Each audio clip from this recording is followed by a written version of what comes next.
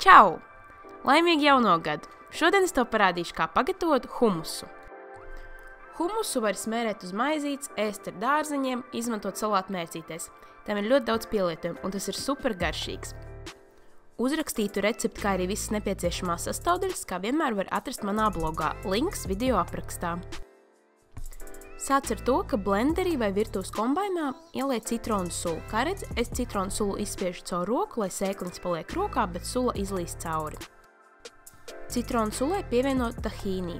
Tahīnī ir samaltu sezama sēklu pasta. To var pagatavot pats, vienkārši iepriekš samaļot blenderī daudz sezama sēklas, vai arī nopirkt to dažādos eko veikaliņos, esmu redzējis arī Stokmanā. Konkrēti šo lielo iepakojumu es nopirku veikalā Dabas stacija. Vienmēr pirms tahīnī kaut kur pievienot, to sajauc, jo augšpusē parasti ir noslāņojusies eļļa. Citronu sulu un tahīnī sablenderē apmēram 20–30 sekundes līdz masa viendabīga. Tad sietiņā lej jau iepriekš vārītus turku zirņus no konservu kārbas vai paciņas un tos kārtīgi noskalo. Iespējams, es arī dzirdējis, bet šo šķidrumu sauc par aquafaba, ko izmanto dažādās vegānu receptēs. Kā redzi, katram turku zirnim apkārt ir tāda kā miziņa plēvīte, un tā ir tā, kas dažreiz neļauj humusam būt ļoti krēmīgam un viendabīgam, tāpēc, ja tev nav slinkums, tad katram turku zirnim noņem šo miziņu. Jā, tas aizņems diezgan daudz laika, bet, manuprāt, ir tā vērts, jo humus tiešām sanāk daudz krēmīgāks. Bet, ja ne, var vienkārši izlaist šo soli un darīt tālāk.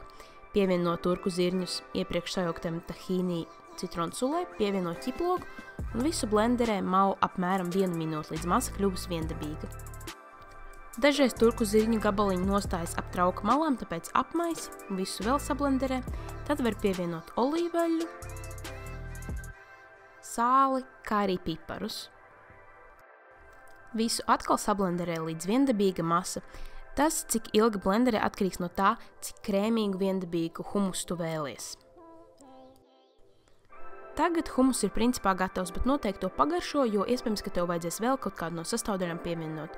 Es pievienoju nedaudz sāli un dažus karotus ūdens, lai tas būtu nedaudz šķidrāks.